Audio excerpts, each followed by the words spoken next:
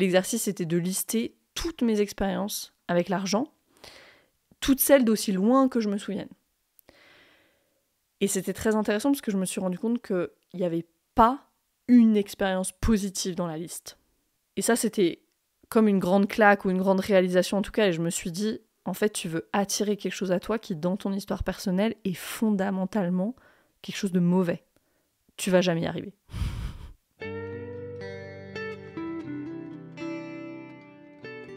Bienvenue dans Pas de soucis, le podcast pour se libérer de l'anxiété avec Camille Thomas. Je suis Camille et avant d'être coach de santé, j'ai été une grande anxieuse. Je me suis libérée de l'anxiété le jour où j'ai compris que ce n'était pas dans ma tête. Pas de soucis, c'est le podcast pour celles et ceux qui sont fatigués par tout ce qu'ils ont essayé et qui savent qu'ils ont le pouvoir de guérir de l'anxiété naturellement. Alors si tu veux vivre sans anxiété et que tu as l'intuition qu'on ne t'a pas tout dit, ce podcast est pour toi. Je te retrouve tous les lundis pour explorer les pistes qui te permettront d'accéder au calme à l'intérieur de toi. Bienvenue dans cet épisode, comme toujours, je suis ravie de te retrouver. J'ai écrit cet épisode un soir de vacances alors que j'étais en Californie. Tu sais, ces moments où tu ne t'attends pas du tout, c'est pas du tout prévu d'écrire un épisode de podcast, mais juste c'est sorti de moi. Pourquoi à ce moment-là ? Parce que ce voyage, il a fait ressortir toutes mes peurs et mes activations sur l'argent. Et c'était pénible, honnêtement, d'être témoin de ça, parce que je pensais tellement avoir dépassé le sujet. Ça ouvre la question de est-ce qu'il y a des sujets qu'on dépasse vraiment un jour ? Je ne sais pas, mais je ne vais pas ouvrir ce débat-là ici. La vérité, c'est que j'ai énormément avancé sur ce sujet-là et que là, c'est comme si la vie, elle me demandait de passer le niveau 2 du test financier. Je vais m'expliquer après. Avant ça, je veux commencer par dire ce que cet épisode n'est pas. Cet épisode, c'est pas des conseils financiers, ni même des conseils sur la relation à l'argent. Je suis pas spécialiste. Si le sujet t'intéresse, je t'invite à aller voir le travail de Christian Junod, qui est vraiment l'expert sur ce sujet en francophonie. J'ai eu l'occasion de le rencontrer d'ailleurs, Christian Junod, et sa femme, à un événement organisé par Ludovic Leroux. Et ce sont des personnes ultra chaleureuses, d'une grande humanité. Donc voilà, son contenu, tout ce qu'il fait, à consommer sans modération. Ce que cet épisode va être, c'est mon expérience avec l'argent. Je vais te raconter d'où je suis partie, parce que je pense que c'est important, on voit toujours les personnes où elles sont quand on les rencontre. Mais voilà, avoir l'historique, ça remet les choses dans un contexte, ça remet les choses en perspective, et je crois que ça les rend plus justes, et donc plus puissantes aussi. Et puis ce sera mon expérience qui a évolué avec ma grille de lecture du système nerveux, de l'attachement, du trauma, du travail avec les parts. Là, je vais parler de tout ça, bien sûr. Donc un épisode, cette fois, pour une fois, un peu moins théorique et en toute humilité, vraiment partage d'expérience qui, je l'espère, t'aidera si pour toi aussi l'argent, c'est source d'anxiété. Je sais que vous êtes nombreuses dans ce cas-là parce que vous m'en parlez en message privé, je reçois des messages sur ce sujet et j'ai regardé le podcast et je dis mais il y avait pas vraiment de sujet sur l'argent. J'ai parlé d'argent à 2 reprises. Dans un podcast, dans celui de Delphine Pinon, Richissime, c'est l'épisode 88, et ici dans mon podcast Pas de soucis, quand j'ai été interviewée par mon amie Anaïs pour célébrer les 2 ans du podcast, et ça c'est l'épisode 77. Mais j'avais jamais fait d'épisode 100% dédié à l'argent dans le podcast, donc maintenant c'est chose faite, c'est ce qu'on est en train de faire. Pourquoi ce sujet de l'argent ? Parce que l'argent nous permet de vivre, de survivre pour certains. Et c'est nécessairement, du coup, un sujet qui va déclencher nos réponses de survie, comme pouvait le faire la nourriture avant, quand l'argent n'existait pas, et que voilà, c'est ça qui faisait qu'on allait vivre un jour, une semaine, un mois de plus ou pas, c'était la nourriture. Maintenant, ce qui détermine comment on peut vivre, en grande partie, c'est l'argent, qu'on veuille l'admettre ou non. Les personnes qui disent ne pas avoir besoin d'argent, ou que l'argent fait pas le bonheur, pour moi, il y a anguille sous roche. Moi aussi, je disais ça, quand j'avais pas d'argent. Mais si je me retourne sur les problèmes auxquels je faisais face à ce moment-là, quand c'était vraiment difficile au niveau financier, 90% de mes problèmes, ils auraient été résolus si j'avais eu de l'argent. Ça, c'est juste la réalité. Peut-être triste réalité, mais c'est la réalité. Et c'est la vérité pour la plupart d'entre nous. J'exclus de ça, bien sûr, les accidents de la vie, les maladies graves. Pour le reste, l'argent, il est indispensable. Même pour la santé, on dit qu'on ne peut pas acheter la santé, c'est sûr. Mais si on a de l'argent, je vais pouvoir m'acheter des compléments, je vais pouvoir aller me faire masser tous les mois ou toutes les semaines, je vais pouvoir consulter des praticiens en médecine, en thérapie alternative, toutes choses pour lesquelles il faut de l'argent. Je commence de façon un peu forte ici et peut-être activante pour certains et certaines d'entre vous qui m'écoutent, et je le fais exprès. Parce que si t'es activé en m'écoutant, c'est qu'il y a quelque chose à cet endroit-là. Tu t'es convaincu que t'avais pas besoin d'argent, tu t'es convaincu peut-être que t'as pas le droit au meilleur, que t'as pas le droit à cette abondance, que c'est comme ça, qu'il y a un plafond de verre au-dessus de ta tête que tu peux pas dépasser, parce que il y a des croyances sur l'argent, il y a des croyances sur toi, il y a des loyautés inconscientes envers ta famille, sûrement, peut-être. Et je vous dis ça parce que sur ce long chemin de guérison avec l'argent, j'ai découvert tout ça en moi. Et je peux vraiment vous garantir que ce sujet, il a été long, il a été difficile, il a été franchement laborieux à plein de moments pour moi. J'ai passé mes 2 premières années d'entrepreneuriat à juste travailler activement sur mon anxiété face à l'argent. Mon amie Anaïs qui m'a interviewée dans l'épisode 77, elle a été une super alliée, vraiment une alliée super précieuse sur ce chemin, donc merci Anaïs. Elle est aussi ma marraine chez doTERRA, Anaïs, et je vais vous dire, cette activité avec doTERRA, c'est ce qui a fait ressortir toutes mes croyances sur l'argent. Peu importe ce qu'on pense de ce modèle d'activité, c'est pas le sujet du marketing de réseau. Ce qui est sûr, c'est que dans le marketing de réseau, on a un produit, on doit se former, on doit l'utiliser, on doit le partager. Et ça veut dire quoi, le partager? C'est le vendre. Et donc on est tout de suite dans le cœur du sujet. On peut pas se cacher derrière une énième formation, tu peux pas te cacher derrière ton site internet qui est pas terminé, derrière ton offre qui est pas complètement aux petits oignons, derrière des vidéos que tu dois encore tourner, etc. Non, parce que t'as pas besoin de tout ça. Et donc dans cette activité-là, si t'as la moindre croyance sur la vente, sur l'argent, ça fait surface. Et laissez-moi vous dire que moi, j'en avais à la pelle des blocages, des croyances, tellement que au début, j'ai pensé à abandonner tellement de fois. Et voilà, là, je parle de l'activité doTERRA, mais dans mon activité de coaching, c'était la même chose. C'est la même chose quand j'ai commencé le coaching de santé il y a presque 5 ans maintenant. J'ai commencé sur donation. Je pouvais pas fixer de prix. J'avais le sentiment de voler les gens. J'étais incapable de recevoir de l'argent aussi.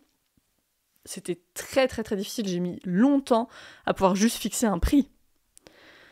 Tout à l'heure, je disais que peut-être que si t'es activé sur le sujet de l'argent, c'est qu'il y a anguille sous roche et qu'il y a peut-être des loyautés familiales inconscientes. Je vais vous donner un peu de background là-dessus, parce que si c'est quelque chose que t'as pas encore exploré, je veux t'inviter à le faire. On sait aujourd'hui que le trauma, il se transmet de génération en génération. Ça a été étudié même au niveau physiologique, hein. Et les traumas avec l'argent ne font pas exception à ça. Un peu de background sur ma famille. Du côté de mon père, l'ambiance, elle était très allemande, protestante. On dépense que le strict minimum, le superflu n'a pas sa place. Mon père, il s'achetait lui-même son cadeau de Noël pendant des années pour s'assurer que ce soit quelque chose d'utile, de petit budget, juste une illustration parmi tant d'autres. J'ai toujours entendu ma grand-mère, donc sa mère, hein, ma grand-mère allemande, employer cette expression de dire « Ah, nous les petites gens ». Voilà, donc nous les gens pauvres, il y a vraiment, c'est hyper fort quoi, vraiment le pauvre peuple, c'était vraiment ça. Et je l'entendais souvent dire des choses du style, des aberrations, vraiment des aberrations du style « Ah, tu sais pas, le voisin du dessus, il a un cancer, mais il va pas très bien, mais bon, ils ont de l'argent. » Ou j'ai jamais acheté d'appartement dans ma vie parce que de toute façon, je m'intéresse pas à l'argent, et puis de toute façon, j'ai jamais eu d'argent. Elle était prof dans un lycée privé à Neuilly, donc elle avait un très bon salaire à l'époque, et elle avait la sécurité de l'emploi. Donc déconnexion totale entre réalité perçue, parce qu'elle-même, elle avait tellement de croyances sur l'argent, et sur mon chemin, je me suis rendu compte que moi, j'avais absorbé énormément d'elle. Parce que ma grand-mère, elle vivait avec nous plusieurs jours par semaine, donc c'était pas un lointain contact avec une grand-mère, c'est vraiment quelqu'un qui m'a élevée, vraiment presque le même degré qu'un parent, en fait. C'était le degré parental au niveau de la proximité, donc j'ai absorbé énormément de choses. Et si on remonte encore plus loin, au niveau du transgénérationnel, parce que pour elle, c'est pas venu de nulle part non plus, dans l'histoire de cette grand-mère. Et ça, c'est un point important. Je le raconte pas juste pour raconter mon histoire familiale, je m'en fous, mais c'est parce que si t'as vécu en Europe, on a vécu 2 guerres mondiales, et donc il y a des choses très similaires qui se sont transmises, et les histoires, elles se recoupent beaucoup. Ma grand-mère, elle est allemande à Dresde, elle avait 14 ans quand la guerre s'est terminée. Et Dres, c'est une ville qui a été détruite à 90%, complètement bombardée. Sa grand-mère à elle, elle était noble et elle avait un château. C'était une dame très riche, de la bonne société. Voilà, faut vraiment s'imaginer le château avec les superbes meubles. On en a sauvé un ou deux. Quand je vois juste ce qu'on a maintenant, je me dis, oh my god, tout le château était comme ça. des tableaux, etc. Et le château a été bombardé. Et donc la grand-mère, elle est sortie en pleine nuit, elle avait juste sa chemise de nuit sur elle et c'est tout ce qui lui restait. Elle a tout perdu d'une minute à l'autre et elle a fini sa vie dans un petit appartement qui était payé par son fils. Donc pendant la guerre, après la guerre en Allemagne de l'Est, ils ont eu faim. Ils récupéraient les pommes de terre qui étaient restées dans les champs après les récoltes. Enfin, c'était cette réalité-là. Et toutes ces choses-là, elles se sont transmises en fait. Ma grand-mère, elle a vécu l'histoire de sa grand-mère, elle avait 14 ans, elle a absorbé déjà à ce moment-là que on n'a pas assez et qu'en plus, on peut tout perdre d'une minute à l'autre. Qu'il faut mettre les choses en sécurité, c'est vraiment le petit écureuil. Et ma grand-mère, elle est encore comme ça aujourd'hui. À compter le moindre euro, on gâche rien, on vide les bouteilles d'huile d'olive jusqu'à la dernière goutte, tout est compté, tout est optimisé, tout est épargné. Okay, je suis sûre que ce comportement-là, ça va résonner, que vous avez des personnes dans vos familles qui sont comme ça aussi. Mon père, lui, il a toujours des crises d'angoisse très régulières à cause de l'argent. Dès que son compte est en négatif, dès qu'il y a un décalage, il panique, il est complètement dérégulé, il dort plus de la nuit. Enfin, c'est ce stade-là, quoi. C'est ce stade-là, encore aujourd'hui. Et donc, bien sûr que moi, j'ai absorbé une partie de tout ça. Voilà, ça s'est transmis. Il y a ce que j'ai pas vécu, mais qui a été raconté et qui est arrivé à ma conscience. Il y a ce que j'ai absorbé. Vous savez, ça, c'est tout ce qui a pas été dit, mais c'est du ressenti. La crispation, l'énergie qui change, dès qu'il s'agit d'argent, on le sent, et on le sent dès très très jeune, ça. Christian Julon, il en parle aussi de ça. Et puis, il y a ce que j'ai vécu moi-même. Mes dettes, voilà, l'impossibilité de regarder mon compte en banque pendant longtemps, la gestion d'une entreprise sans tableau de bord financier parce que juste je ne pouvais pas. Voilà, il y a tout ce que moi j'ai vécu après par la suite. Et moi, j'étais vraiment l'exemple type de ces personnes qui sont très activées par l'argent et du coup ne prennent pas de bonnes décisions financières puisque elles peuvent pas. Et elles peuvent pas juste regarder les chiffres avec détachement et objectivité. Tout est émotion et dérégulation avec ce sujet-là. C'est ce qui s'est passé avec mes parents, c'est ce qui m'est arrivé à moi aussi. Et ici, je voudrais faire un aparté qui n'en est pas un parce que c'est hyper important. C'est quelque chose que je dois dire. Quand j'ai commencé ce travail sur l'argent, il y a 4-5 ans, ce sur quoi je suis tombée, c'était des choses comme « tu dois vibrer plus haut pour attirer plus d'argent ».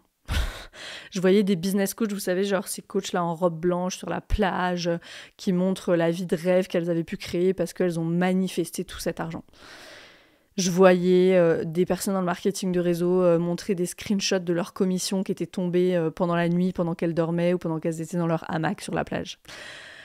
Je voyais tout ça et je me disais, mais pourquoi ces gens y arrivent? Qu'est-ce que moi, je fais pas bien?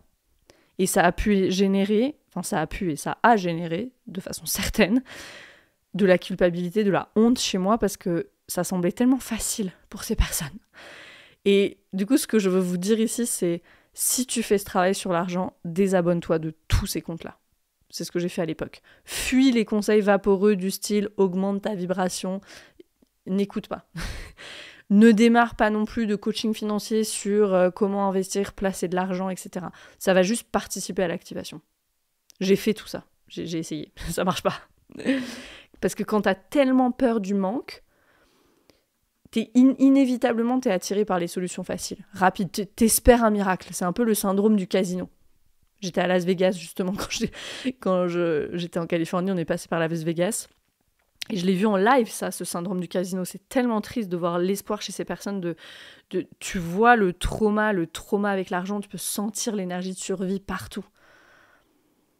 Avant de faire quoi que ce soit, tu dois travailler avec l'activation qui est là. Tu ne peux tout simplement pas attirer de l'argent à toi avec des pratiques où tu vas ressentir l'abondance, des méditations, des musiques avec la bonne fréquence, etc. tant que tu pars en état de survie dès qu'il s'agit d'argent. Je dis pas que ces choses-là sont pas valables, je dis qu'elles doivent arriver au bon moment sur ce chemin-là. Et c'est pas par là qu'on commence. La vérité, c'est que pour moi, quand mon anxiété atteignait des sommets, la majeure partie du temps, c'était à cause de l'argent. Je suis arrivée à ce sujet de l'anxiété, des traumas et de la dérégulation du système nerveux, et le sujet qui m'a fait arriver là, c'était le sujet de l'argent. Si je reviens à 4-5 ans en arrière, je perds un peu la notion du temps, peut-être même avant. Je travaillais comme une folle à la création de mon entreprise, je travaillais à mi-temps dans un accélérateur de start-up, donc je gagnais quelque chose comme 800 € par mois. J'avais quelques économies, et c'était tout. Mais à ce moment-là, c'était OK parce que dans le milieu des startups, tout le monde était pauvre, en fait. Notre richesse, nous, c'était notre rêve que notre entreprise, un jour, nous rapporte un salaire, et puis ensuite de pouvoir la vendre à une plus grosse entreprise et d'empocher une belle somme. C'est comme ça que ça marche dans ce monde, et donc c'était comme un peu le parcours classique. Donc il n'y avait pas d'inquiétude. Là où c'est assez compliqué, c'est quand j'ai décidé d'arrêter le projet, pour plein de raisons, dans lesquelles je ne plongerai pas là, et que j'ai réalisé l'état des finances, qui avait été bien camouflé par une subvention par-ci, une aide régionale par-là, etc. Parce que c'est comme ça que ce monde des startups fonctionne. Mais toutes ces aides, elles étaient soumises à des conditions de dépenses qu'on devait justifier. Et donc, il n'y avait plus d'argent, en fait. Il n'y avait plus d'argent. Pire que ça, je devais de l'argent. Entre mes deux prêts, je devais 30 000 € à peu près. Aujourd'hui, je peux en parler comme ça, de ça, pour illustrer mon propos, et puis expliquer un peu ce que j'ai traversé, parler de mon parcours. Mais ça, faut savoir que j'ai pas pu en parler pendant des années. J'avais tellement honte et tellement peur, que juste les mots ne traversaient pas mes lèvres. Je vous promets, c'était quelque chose de viscéral qui me prenait aux tripes. J'ai passé des matinées, mais des journées entières dans l'angoisse totale, à cause de l'état de mes finances. Je m'imaginais les pires scénarios où on viendrait me dire qu'en fait j'avais encore plus de dettes, que certaines personnes qui avaient été impliquées dans le projet allaient me faire un procès, j'en rêvais la nuit, je faisais des cauchemars, c'était horrible. Je peux encore le sentir au fond de moi en parlant. Maintenant, il y a plus, ça me dérégule pas, mais je me souviens de ça. Et en même temps, je me suis jamais imaginé faire autre chose qu'être entrepreneur. Donc à un moment donné, je suis vraiment arrivée à cette croisée des chemins. Soit je travaillais le sujet de l'argent, soit il fallait que j'opte pour une carrière hyper sécure, où je serais bien payée, où l'argent ce serait pas un sujet en gros. J'aurais eu le réseau pour ça à ce moment-là. J'aurais pu le faire, mais j'ai jamais vraiment exploré sérieusement, on va dire, cette seconde option. Moi, je voulais aider les gens, je voulais créer mon activité. Donc il fallait que je règle cette question de l'argent, en fait. Et c'est là où j'ai commencé à vraiment chercher des solutions, et je suis tombée sur tous les trucs de vibration, vous. Soit on tombait là-dessus, soit on tombait sur Tony Robbins, donc les trucs vraiment d'investissement qui disaient « commence à investir maintenant, ne pas mettre d'émotion dans l'investissement ». Soit c'était de l'autre côté les filles sur la plage qui manifestaient. Mais moi, j'étais tellement activée que je pouvais même pas appeler ma banque pour dire je vais ouvrir un PEA ou c'est quoi mes options d'investissement. Je pouvais pas. Même si j'aurais pu mettre, 30 €, 50 € par mois, des petites sommes et commencer à investir, ce qu'aurait été très bien de faire. Mais c'était impossible pour moi. Et je pouvais pas non plus me poser et méditer sur des méditations d'abondance ou de loi de l'attraction alors que je savais que j'étais endettée. J'ai pu vraiment travailler avec l'activation de l'argent une fois que j'ai découvert le travail avec le système nerveux, avec le trauma, le travail sur les croyances. Parce que d'un coup, tout avait du sens en fait. Déjà, c'était pas de ma faute. Ma situation actuelle, donc le fait que je sois endettée, que ce soit difficile, absolument elle est de ma responsabilité. Et c'est pas de ma faute. Dans le sens où tout ce que j'avais traversé est par ma responsabilité, encore une fois, c'est moi qui avais choisi ce chemin-là, mais sans me rendre compte que c'était trop pour moi. Tout avait été trop pour moi, j'avais personne pour me conseiller, et j'avais été complètement seule là-dedans. J'avais tout le poids du transgénérationnel qui fait que j'avais tellement de croyances dans mon système sur l'argent, tellement d'activation déjà en amont, parce que j'avais absorbé depuis très jeune que l'argent, c'est quelque chose dont on manque, nécessairement. Et puis il y avait cette absence complète de soutien, et je détaille ça ici, parce que le soutien, tellement, tellement important. Dans la jauge, si quelque chose est trop ou pas, quelque chose peut être trop si on n'est pas soutenu, puis peut être complètement gérable si on l'est. Et là, il n'y avait pas eu de soutien parce que j'avais pas demandé d'aide et parce que j'avais personne autour de moi qui était véritablement entrepreneur. Il n'y avait que des personnes qui gravitaient dans ce monde des startups, des subventions, des levées de fonds, qui est un monde complètement déconnecté de la réalité de l'entreprise, en vérité. Donc le travail sur les traumas, ça m'a permis de voir tout ça et de relâcher une partie de la honte. Et ça, c'était déjà énorme parce que tant que tout est cristallisé par la honte, on peut même pas commencer à travailler. Parce que je pouvais même pas en parler parce que je pouvais pas ressentir même ce qui était associé à l'argent. C'était trop difficile. Et donc là, j'ai pu commencer à ressentir. Et ça a été dur au début. Et puis j'ai compris que la façon de faire, c'était de prendre des petits morceaux. Le titrage, cette fameuse notion de titrage. Donc ce que je faisais, j'ouvrais mon appli de banque tous les jours, juste l'écran. Vous savez, genre avant même de mettre le mot de passe, avant de se connecter. Et je m'autorisais à ressentir toute la panique qui émergeait. Et je restais avec ça, je bougeais, je faisais ce que j'avais à faire, j'allais vers une ressource et je recommençais le lendemain. J'ai fait ça jusqu'à pouvoir ouvrir l'application. Je pouvais même pas ouvrir l'application à ce stade. J'ai vraiment travaillé comme ça. Tout ce que je transmets dans mon programme Arise, je l'ai mis au service de ce sujet-là parce qu'il était énorme pour moi. Énorme. Ça a pris du temps et ça a fonctionné. Parce que ce travail, il fonctionne. C'est tout. Et après, je suis allée voir du côté des croyances aussi. Une fois que j'avais travaillé avec l'activation dans le corps, j'ai fait un exercice que j'ai adoré parce que ça a été une grande révélation.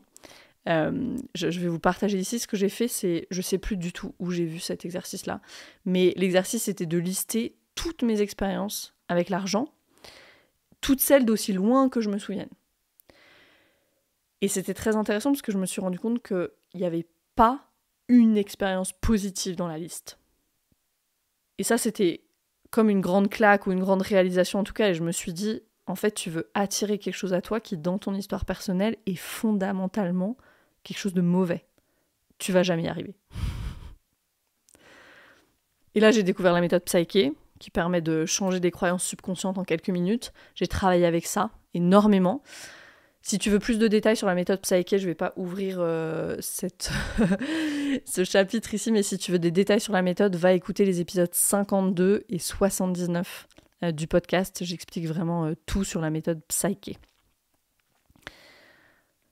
Donc voilà, le chemin, ça a été vraiment d'amener cette conscience de ce qui se passait dans mon corps, le subconscient est dans le corps, que c'était pas que moi. Aussi, il y avait tout le transgénérationnel. Alors, encore une fois, ça ne veut pas dire que l'état de mes finances n'était pas de ma responsabilité. On ne peut pas jeter les bras en l'air et puis dire « Ah, bah c'est à cause du transgénérationnel » et puis continuer à faire l'autruche. Ça ne marche pas. Il faut prendre la responsabilité radicale de ses finances, absolument. Et pour pouvoir faire ça, il faut nettoyer la honte qui peut être associée à ce sujet. Tout en ayant conscience que, oui, il y a plein de croyances, il y a plein de dérégulations qui a été transmises et absorbées de nos ancêtres, en fait, du transgénérationnel. Donc c'est reconnaître que c'est pas complètement ma faute et en même temps prendre la responsabilité radicale de la situation dans laquelle je suis aujourd'hui. J'étais, à ce moment-là, quand j'ai commencé à faire ce travail. J'ai travaillé avec tellement de croyances ou sur tellement de croyances sur l'argent. J'ai travaillé à remplacer, vraiment reprogrammer mon système interne sur ce sujet-là de l'argent. Je te transmets ici quelques croyances que tu peux utiliser. Alors la liste, elle n'est pas exhaustive, mais je te les transmets. Ça va te permettre de voir où tu en es, sentir peut-être si ça se crispe à l'intérieur quand je l'ai dit. Ça, c'est intéressant. Donc vois si tu peux écouter avec ton corps. Et pour commencer à les intégrer jusqu'au niveau subconscient, si tu pratiques la méthode Psyché, tu vas pouvoir le faire en moins de quelques minutes. Et sinon, tu peux aller peut-être le faire avec un praticien si tu as d'autres méthodes comme l'EFT, des pratiques qui permettent de travailler à ce niveau subconscient. Donc, des affirmations avec lesquelles j'ai travaillé. Une affirmation, c'est « Je fais confiance à l'argent et l'argent a confiance en moi ». Je me fais confiance avec l'argent. Je suis en paix, quel que soit le montant sur mon compte. Je suis heureuse et reconnaissante de dépenser de l'argent. Je suis en paix avec le fait de perdre de l'argent. L'argent me revient toujours. Quand je perds de l'argent, je génère à nouveau de l'argent. Ça a été beaucoup les miennes. Il y en a d'autres avec lesquelles tu peux travailler. Je suis capable de surmonter les obstacles financiers qui se dressent sur mon chemin. Je m'engage à atteindre mes objectifs et vivre mes rêves financiers. C'est facile et naturel pour moi d'être prospère et de réussir. L'abondance arrive dans ma vie, je la mérite et je l'accepte. Celle-là, je l'aime bien. J'accepte et je reçois de l'argent inattendu. J'ai plus qu'assez d'argent. Je mérite de gagner plus d'argent. Très simple. Le plus simple, le mieux pour le subconscient. Je découvre toujours de nouvelles sources de revenus. Celle-là, je l'aime bien aussi. Je suis ouverte à toutes les richesses que la vie m'apporte. Voilà des exemples d'affirmations qui peuvent être intéressantes toujours à travailler dans le corps. Une fois que j'avais fait ce travail, puis que j'avais, je vais dire, une baseline de régulation sur ce sujet-là, il y a des ressources qui m'ont aidé, je voudrais te les partager si tu fais ce travail-là. Il y a le compte Instagram qui s'appelle Ma Petite Fourmi. J'ai jamais vraiment suivi ses conseils, mais c'est juste la façon, elle s'appelle Azénor cette fille, la façon dont Azénor, elle partage son histoire, je trouve ça très accessible et très empowering. Voilà, elle parle d'où elle est partie aussi, donc j'aime bien sa façon de présenter les choses.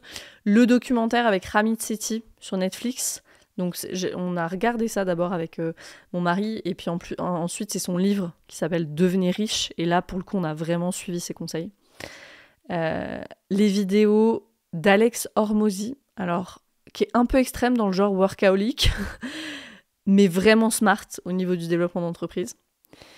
Et le livre de Marianne Williamson, alors celui-là il n'est pas traduit en français, il est que en anglais, qui s'appelle The Law of Divine Compensation, et ça c'est un livre qui m'a vraiment remis les pendules à l'heure, ou m'a offert une vision nouvelle de l'argent. Et puis voilà, plein d'entrepreneurs qui m'inspirent au quotidien, qui me montrent que c'est possible. Après, je choisis vraiment ce que je consomme. Et je ne me suis toujours pas réabonnée au compte Vous Manifestation, parce que juste je sens que ça me parle pas pour le moment, et c'est ok.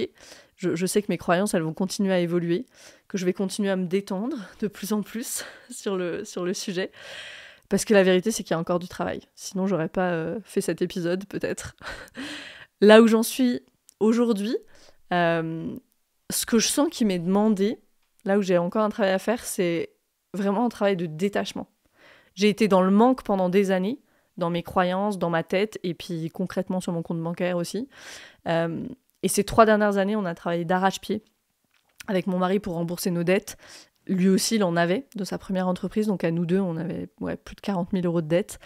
Et donc, ouais, on a travaillé énormément pour rembourser ça. On n'a pas travaillé pour s'acheter une maison, on n'a pas travaillé... on a travaillé pour comme corriger des aventures entrepreneuriales ratées. Donc c'était pas facile non plus de se dire ça, de dire je vais générer tout cet argent, puis en fait il va tout de suite partir.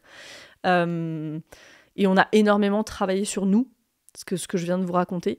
Lui, il l'a fait aussi, à sa façon. Pas dans le même ordre, comme ça lui convenait à lui, c'est parfait.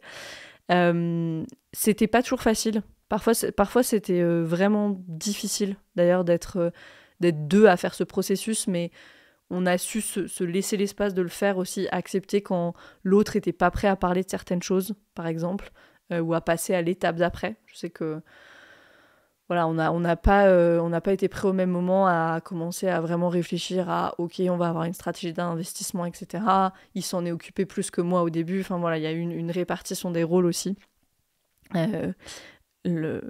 là-dedans qui permettait de respecter la capacité de chacun en fait. Moi, aujourd'hui, je suis dans une gratitude immense de ne pas avoir abandonné l'entrepreneuriat. J'ai absolument trouvé ma mission de vie avec mon activité. Et voilà, ça, associé à une grande éthique de travail, on a beaucoup travaillé, plus une stratégie entrepreneuriale qui était, je crois, intelligente et humble aussi. Cette activité, elle nous a permis de rembourser nos dettes très rapidement et de créer la situation financière qui est la nôtre aujourd'hui et qui est vraiment confortable aujourd'hui.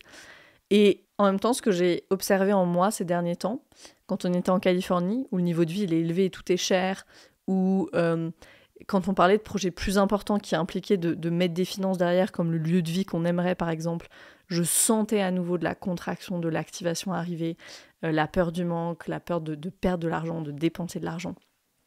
Donc je sens que c'est ce travail de détachement que je dois faire maintenant, d'être en paix avec le fait que l'argent, il est en mouvement. Il part, il revient. Être complètement OK avec ça. Être ok de le laisser partir, l'argent, pour des choses qui sont importantes pour moi et avoir une confiance encore plus grande en ma capacité à gagner de l'argent. Ça, je sens que c'est ce fameux niveau 2 pour moi dont je parlais au début de l'épisode. Et l'autre élément du travail, aussi en ce moment, c'est de prendre soin des derniers endroits où il y a encore de la honte en moi, liée cette fois au fait d'avoir beaucoup d'argent. Avant, j'avais honte de mes dettes, et maintenant, j'ai honte d'avoir plus d'argent que toute ma famille et mes amis. Et c'est un endroit assez solitaire à naviguer parfois.